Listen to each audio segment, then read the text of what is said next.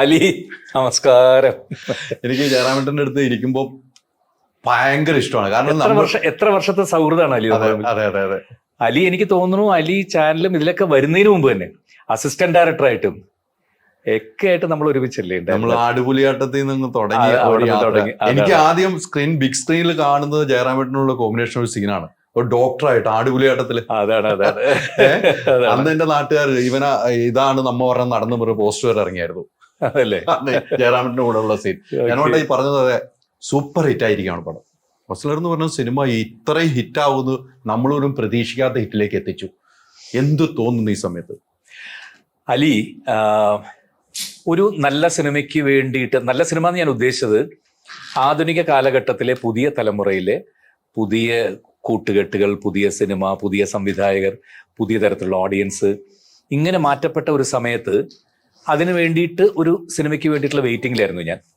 ആ സമയത്താണ് മിഥുൻ മാനുവൽ ഇതായിട്ട് വരുന്നതിൻ്റെ അടുത്ത് കഥ കേട്ടപ്പോൾ തന്നെ അതിനകത്തുള്ള സ്പാർക്ക്. അതിനുശേഷം ഈ സിനിമയുടെ ആദ്യത്തെ ലുക്ക് പുറത്തു വിട്ടപ്പോൾ തന്നെ ഒരുപാട് അപ്രീസിയേഷനാണ് എല്ലായിടത്തും വന്ന്. അതിനുശേഷം ഫസ്റ്റ് പോസ്റ്റർ ഇറങ്ങിയപ്പോൾ, പല പോസ്റ്ററുകൾ ഇറങ്ങിയപ്പോൾ എല്ലാത്തിനും ഒരേപോലെ സ്വീകാര്യത കിട്ടി. അത് കഴിഞ്ഞ് എൻ്റെ ട്രailer കൂടി വന്നതോടുകൂടി ഒരു യങ്സ്റ്റേഴ്സിൻ്റെ ഇടയ്ക്ക്, മറ്റേ സ്ഥിരമായിട്ടുള്ള കുടുംബ പ്രേക്ഷകർ മാറി യങ്സ്റ്റേഴ്സ് ഒരു ഗ്രൂപ്പും ജയറാമേട്ട ഫസ്റ്റ് ഡേ പടം ഞങ്ങൾ കാണും എന്ന് പറഞ്ഞിട്ട് ഇത് വന്നു. അതിൻ്റെ ഒരു പ്രധാന കാരണം അതിനകത്തൊരു ഡെവിൾസ് ഓൾട്ടർനേറ്റീവ് എന്നൊരു ശബ്ദം വന്നു. ആ ശബ്ദവും കൂടി കേട്ടോടുകൂടി പുതിയ ജനറേഷൻ പിള്ളേർ എല്ലാവരും കൂടി തിയേറ്ററിലേക്ക് എത്തി. ഇപ്പോൾ ഉള്ള സന്തോഷം തിരിച്ചും എൻ്റെ പഴയ ഓഡിയൻസ്, 10-35 വർഷമായിട്ട് ജയറാമിൻ്റെ സിനിമകൾ കാണുന്ന അത്രയും ഓഡിയൻസും പെണ്ണുങ്ങളും കുട്ടികളും അമ്മമാരെയും എല്ലാം തിയേറ്ററിൽ തിരിച്ച് ഇടിച്ചു കയറി വരുന്നത്. ഞാനിപ്പോൾ അവിടെ നിന്ന് ഓടി വരുന്നത്. അല്ല, ഇന്നലെ ഞാൻ ജയറാമേട്ട തിയേറ്റർ വിസിറ്റ് ഉണ്ട്. ജയറാമേട്ട മാറി നിന്നിട്ട് കയറുമ്പോൾ ആ ഫാമിലിയുടെ ചിരിയും ആ സങ്കടവും കണ്ണ് നിറയുന്നത് എനിക്ക് കാണാൻ പറ്റും. എത്ര പൂണിത്തറ തിയേറ്ററിൽ ഇന്നും വിസിറ്റിന് പോയാണ്. ഈ പറഞ്ഞ പോലെ ഈ ഫാമിലി ജയറാമേട്ടനെ അത്രമാത്രം ഇഷ്ടപ്പെടുകയാണ്. അതിപ്പോൾ തലമുറയെ അതേ വലിയ ഏറ്റെടുത്തിരിക്കുകയാണ് ജയറാമേട്ടൻ്റെ. അത് വലിയൊരു ഭാഗ്യവാൻ തന്നെയല്ലേ താങ്കൾ? അയ്യോ, ഭയങ്കര ഭാഗ്യമാണല്ലേ. അതിനൊക്കെ എന്താ പറയുക, ദൈവത്തോട് നമ്മൾ എത്ര നന്ദി പറഞ്ഞാലും മതിയാവില്ല. ശരിക്കും പറഞ്ഞാൽ ഒരു 2-3 വർഷത്തെ ഗ്യാപ്പിന് ശേഷമാണ് ഒരു സിനിമയായിട്ട് വരുന്നത്. 3-4 വർഷം ഗ്യാപ്പൊക്കെ എടുത്തു കഴിഞ്ഞാൽ തിരിച്ചൊരു വരവ് ഭയങ്കര ബുദ്ധിമുട്ട് തന്നെയാണ്. അതാണ്, വീണ് പോയി കഴിഞ്ഞാൽ തിരിച്ച് കയറി വരാൻ ഭയങ്കര ബുദ്ധിമുട്ടാണ്. അപ്പോൾ അങ്ങനെയുള്ളൊരു സമയത്ത് തിരിച്ചും അതേപോലെ ഇന്ന് ഉച്ചയ്ക്കൊക്കെ ഞാൻ തിയേറ്ററിൽ ഇപ്പോൾ പോയിട്ട് വരുന്നത് 80% സ്ത്രീകളാണ് ഫുള്ളായിട്ട്. അവരൊക്കെ തിരിച്ചും തിയേറ്ററിലേക്ക് വന്നതിലുള്ള സന്തോഷം അങ്ങറ്റമാണ് അല്ലേ. തീർച്ചയായിട്ടും. ഈ മമ്മൂക്ക ഈ സിനിമയിൽ അഭിനയിച്ചു എന്നൊരു വലിയ ഹൈലൈറ്റ് ആണ്. ഈ പറഞ്ഞ ശബ്ദത്തിൽ തന്നെ തിരിച്ചറിഞ്ഞു.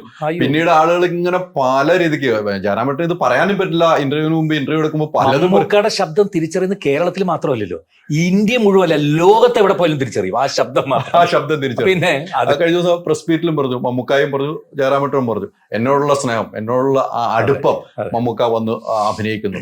ആ മമ്മൂക്ക വന്നിട്ട് ഒരു 10-20 മിനിറ്റോ ഉള്ളെങ്കിലും അതൊരു തകർപ്പനാക്കിയിട്ട് അങ്ങ് പോവുകയാണ്. അതായത് സ്ക്രീൻ പ്രസൻസ് എന്ന് പറയും. മമ്മൂക്കൊന്നും അധികം വേണ്ട, അതാണ് സ്ക്രീൻ പ്രസൻസ്. നമ്മളൊക്കെ 1 മണിക്കൂർ സ്ക്രീൻ പ്രസൻസ് വരുന്നില്ല, മമ്മൂക്കൊന്നും ഒരു ഷോട്ടിൽ വന്നാൽ മതി. അതെ അതെ, അതൊക്കെ ഭയങ്കരമാണ്. അതീ മമ്മൂക്ക, ലാൽ സാറ്, അല്ലെങ്കിൽ ഒരു മറ്റു ഭാഷകളുടെ അടുത്ത ചില ആൾ, എല്ലാവർക്കും അതാണ് ചില ലെജൻസ് എന്ന് പറയുന്നത്. അത് അവർക്ക് മാത്രം കിട്ടുന്നൊരു സംഗതിയാണ്. അപ്പം അതുകൊണ്ട് ആ ഒരു പ്രസൻസ് അങ്ങോട്ട് ഞാൻ അതിനു മുമ്പ് അതാ പറഞ്ഞത്, തിയേറ്ററിൽ വെട്ടിക്കുന്നത് എപ്പം മമ്മൂക്ക കാണുമ്പോൾ പട്ടക്കോന്ന് വെട്ടിക്കും. അങ്ങനെ തന്നെ സംഭവിച്ച തിയേറ്ററിൽ സീറ്റിലിരുന്ന് അത് കാണുന്നത് വളരെ ചുരുക്കം പേരുള്ളൂ. എല്ലാവരും ഇങ്ങനെ ഒന്ന് എണീക്കും. അതെ അതെ അതെ അതെ. ജയറാമേട്ടൻ, എനിക്ക് ജയറാമേട്ടനുള്ള ഏറ്റവും ഇഷ്ടവും ജയറാമേട്ടൻ്റെ ഈ എളിമയാണ്. അല്ല, ഞാൻ പല ആൾക്കാരുമായിട്ട്, എത്രയോ ആൾക്കാരുമായിട്ട്, എനിക്ക് 2 പേരാണ് എളിമയിലെ കാര്യത്തിൽ. ഒന്ന് ജയറാമേട്ടൻ, ഒന്ന് ഇന്ദ്രൻ സാർ. ജയറാമേട്ടൻ അന്നും ഇന്നും ആ എളിമയിൽ തന്നെ നിൽക്കുകയാണ്. ഇത് ഒരു ഐഡന്റിറ്റി ആയി മാറിയിരിക്കുകയാണ്. അതെന്തോ അലി, അങ്ങനെയാണ്. എനിക്കതിൽ നിന്ന് മാറി ചെയ്യാൻ പറ്റില്ല. ഞാൻ അങ്ങനെ ആയിപ്പോയത്. എപ്പോഴും എനിക്ക് ഈ ചിരി, ഈ തമാശ, ഇതെങ്ങനെ ആയിപ്പോയത്. എൻ്റെ ജീവിതമേ അങ്ങനെയാണ്. ഇനി എനിക്ക് മാറ്റിയൊരു വേറെ മുഖം വെക്കാനും പറ്റില്ല. അതൊരിക്കലും സംഭവിക്കില്ല. അങ്ങനെ ആകാനും പറ്റില്ല. ആകാൻ പറ്റില്ല. എത്ര ട്രൈ ചെയ്താലും വളരെ ഇങ്ങനെ എന്നിട്ട് പറയൂ അലി എന്ന് എനിക്ക് എന്നെ കൊണ്ട് പറയാൻ പറ്റില്ല. അതങ്ങനെ ആയിപ്പോയി. അത് ശരിയാണ്. 2024 വലിയ ഭാഗ്യമുള്ള വർഷമാണ്. മരുമകനും മരുമകളും വരുന്നു, സിനിമ ഹിറ്റാവുന്നു, അല്ലേ? ആ ഒരു ഭാഗ്യം എങ്ങനെയാണ്?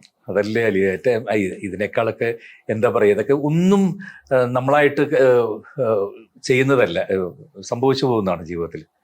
ലാൽ സാറൊക്കെ പറയുന്ന പോലെ സംഭവിക്കുന്നതാണെന്ന് പറയുന്ന പോലെ എനിക്കൊരു മരുമോൻ വന്നത്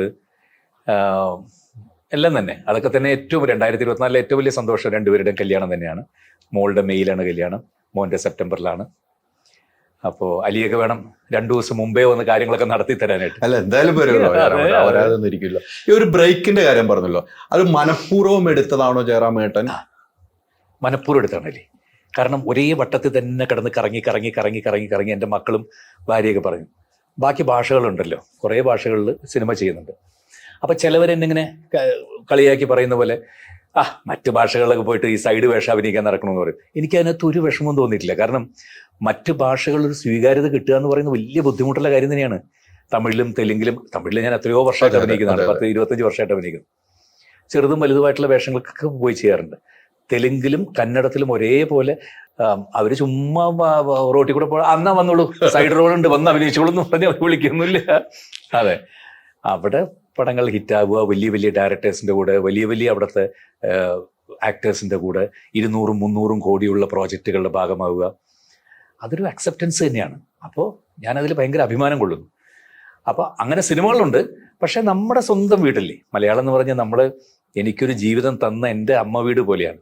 അപ്പോൾ അവിടെ ഒരു സിനിമ തിരിച്ചും ഒരു നല്ല 3-4 വർഷത്തെ ഗ്യാപ്പിന് ശേഷം ഒരു ഹിറ്റ് കിട്ടുന്നില്ലല്ലോ എന്നുള്ളത് ഭയങ്കര വിഷമം തന്നെയായിരുന്നു. അല്ല, തിരിച്ചു വരുമ്പോൾ ഒരു ഫാമിലി, ജയറാമേട്ടന് എപ്പോഴും ഫാമിലി സബ്ജക്റ്റുകളാണ് ഹിറ്റ് അടിച്ചാണ്, സത്യന്തികാണ്ട് ആ സബ്ജക്റ്റുകളൊക്കെ ഹിറ്റ് അടിച്ചിരിക്കുന്നത്. അത്തരം ഒരു സബ്ജക്റ്റിൽ നിന്ന് മാറിയാണ് ഇത് വരുന്നത്. അതെ, അവിടെ ജയറാമേട്ടൻ ഒരു അങ്കലാപ്പ് ഉണ്ടായിരുന്നു? ഇല്ല, അങ്കലാപ്പല്ല. മാറിയ കാലഘട്ടത്ത് വെറും ഒരു ഇൻവെസ്റ്റിഗേഷൻ ത്രില്ലർ ആയിട്ടുള്ള, ഒരു മെഡിക്കൽ ത്രില്ലർ ആയിട്ടുള്ള സിനിമ വന്നിട്ട് പോലും അവരെല്ലാം ഫാമിലി ഓഡിയൻസ് അതാണ്. അത് വലിയൊരു പോയിന്റാണ്. വലിയ പോയിന്റാണ്. ജയറാമേട്ടനെ അങ്ങനെയല്ല ആളുകൾ കാണുന്നത്. ഇന്നിപ്പോ ഞങ്ങളിപ്പോ തിയേറ്ററിൽ പോയപ്പോ മോനെ എന്നുള്ള വിളിയൊക്കെ കേട്ട് പോകുമ്പോഴത്തേക്ക് 10-50-60 വയസ്സുണ്ട് അമ്മയ്ക്കൊക്കെ. എല്ലാരും കുടുംബസമേതാണ് വന്നിരിക്കുന്നത്. ഈ മിഥുൻ മാനുവലിന്റെ ഒരു മേക്കിംഗ് രീതിയും മേക്കിംഗ് ഉണ്ട്, മാജിക് അല്ലെ? ആ ഒരു മാജിക്കില് ലൊക്കേഷനിലൊക്കെ എങ്ങനെയാ? മിഥുൻ മാനുവൽ പെട്ടെന്ന് ചൂടാവുന്ന ഒരു വ്യക്തിയാണ്. എന്റെ കറിയിൽ പെട്ടെന്ന് ചൂടാവും. പക്ഷെ ആ ചൂട് എനിക്ക് തോന്നുന്നില്ല. അത് ആ ചൂട് ഒരു സെക്കൻഡ് നിൽക്കുന്ന ചൂടായിരിക്കും. അപ്പൊ തീർന്നു. ഇപ്പൊ ജയറാമേട്ടന്റെ അടുത്ത് വന്ന് ഈ കാര്യങ്ങളൊക്കെ അവതരിപ്പിക്കുമ്പോൾ എങ്ങനെയായിരുന്നു? മിഥുൻ കഥ പറഞ്ഞു കഴിഞ്ഞപ്പോ തന്നെ എന്റെ മനസ്സിലൊരു ഹോസ്റ്റലർ വന്നു. അപ്പൊ തന്നെ ഞാൻ ചോദിച്ചത്, ഭയങ്കര ഹെവിയാണ്, ജയറാം ഓക്കെ ആണല്ലോ അല്ലേ? ഓക്കെയാണ്, നിങ്ങൾ ഇല്ലാന്ന് പറഞ്ഞാൽ ഞാൻ അത് വേണ്ടെന്ന് വയ്ക്കും. എന്തുകൊണ്ടാണ് എന്നെ തിരഞ്ഞെടുത്തതെന്ന് ചോദിച്ചു. സ്ഥിരമായിട്ട് ജയറാം ഇത്തരം വേഷങ്ങൾ ചെയ്തിട്ടില്ല. മുണ്ടും മുളച്ചു കുത്തിയുള്ള സാധാരണ ഒരു കുടുംബ നായകനായിട്ടാണ് ഒരുപാട് വർഷങ്ങളായി ചെയ്തിട്ടുള്ളത്. അതിൽ നിന്ന് വ്യത്യാസപ്പെട്ട് ഒരു ഡാർക്കായിട്ടുള്ള സിനിമ, ഒരു ഇൻവെസ്റ്റിഗേഷൻ സിനിമ, ഒരു പോലീസ് ഓഫീസർ എന്ന് വെച്ചാൽ യൂണിഫോം ഇട്ട് നടക്കുന്നതല്ല. അയാളുടെ ജീവിതത്തിൽ ഉണ്ടായിട്ടുള്ള ഒരുപാട് ബുദ്ധിമുട്ടുകളും വിഷമങ്ങളും കാരണം അയാൾ ഇന്ന രൂപത്തിൽ അകാല വാർദ്ധക്യം ബാധിച്ച ഒരു മനുഷ്യനായിട്ട് നടപ്പിലും രൂപത്തിലൊക്കെ അത് വേണം. ഞാൻ പറഞ്ഞ് അങ്ങനെ ആക്കിയെടുക്കാം. അപ്പം അപ്പോഴാണ് മണിരത്നത്തിൻ്റെ പടം കഴിഞ്ഞ് ഒരുവിധം വയറൊക്കെ കുറച്ച് തെലുങ്കിന് വേണ്ടി വൃത്തിയായത്. അപ്പോഴാണ് മിഥുൻ വന്നിട്ട് പറഞ്ഞു, വയറ് നടപ്പ് ഒക്കെ ഇങ്ങനെ വേണമെന്ന് പറഞ്ഞു. ശരി, അപ്പം എനിക്കൊരു 6 മാസം സമയം തന്നാൽ ഞാൻ ഈ തെലുങ്ക് പടങ്ങളും മറ്റേതൊക്കെ ഒന്ന് തീർത്തിട്ട് വന്ന് തിരിച്ചും വയറൊക്കെ വെപ്പിച്ച് ചെയ്യാം. അപ്പൊ ഇതിൽ തന്നെ വേറൊരു ഗെറ്റപ്പ് വേണം ഇയാളുടെ ആദ്യത്തെ 3-4 വർഷം. അപ്പൊ ഞാൻ പറഞ്ഞു അതിനൊരു 15 ദിവസം എക്സ്ട്രാ ഷൂട്ടിംഗ് നിന്ന് നിർത്തിയിട്ട് തന്നാൽ ഞാൻ പോയിട്ടൊന്ന് മെലിഞ്ഞിട്ട് വരാം. അപ്പൊ ഇതെല്ലാം സമ്മതിച്ച് എനിക്ക് പിന്നെ മിഥുൻ്റെ കൂടെ വർക്ക് ചെയ്യുക എന്ന് പറഞ്ഞാൽ ഭയങ്കര എക്സ്പീരിയൻസ് തന്നെയാണ്. ഓരോ കാര്യങ്ങളും ഞാൻ ഒരു ഷോട്ട് കഴിഞ്ഞാൽ കഴിവതും ഞാൻ കാരവനിലൊന്നും പോയിരിക്കാറില്ല. മിഥുൻ്റെ അടുത്ത് തന്നെ ഇരിക്കും. ഈ മനുഷ്യൻ എന്താ ചെയ്യണം എന്നൊക്കെ നോക്കി പഠിക്കാം. ഒരു കാരവാനിൽ ഇരിപ്പ് അല്ലെങ്കിലും ജയറാമേട്ടന് കുറവാണെന്നാണ് എൻ്റെ ഒരു കാഴ്ചപ്പാട്. അതെന്താണ് അങ്ങനെ? ഇപ്പൊ കാരവാൻ ഒരു വേണമല്ലോ നമുക്ക്. അല്ല, കാരവൻ വേണം. കാരവനൊക്കെ ആ സൗകര്യം മസ്റ്റാണ്. കാരണം നമ്മളുടേതായിട്ടുള്ളൊരു പ്രൈവസിയും എല്ലാം. പക്ഷെ അല്ലാതെ നമുക്കൊരു കാരവൻ ആവശ്യമില്ലാത്ത സ്ഥലത്ത് ഒരു 4-5 സുഹൃത്തുക്കളെ കിട്ടുക, അവരുമായിട്ട് എന്തെങ്കിലും തമാശ പറഞ്ഞിരിക്കുക, ഇതൊന്നുമില്ലാതെ ഇതിനകത്ത് അടച്ചിരുന്ന് ശ്വാസം മുട്ടിയിരിക്കാൻ ഇത്തിരി ബുദ്ധിമുട്ടാണ്. അപ്പം അതുകൊണ്ട് എന്തെങ്കിലുമൊക്കെ തമാശ പറഞ്ഞിരിക്കും. അപ്പോൾ ഒരു തമാശ പറഞ്ഞ് തുടങ്ങുമ്പോഴത്തേക്കും ഇതിൻ്റെ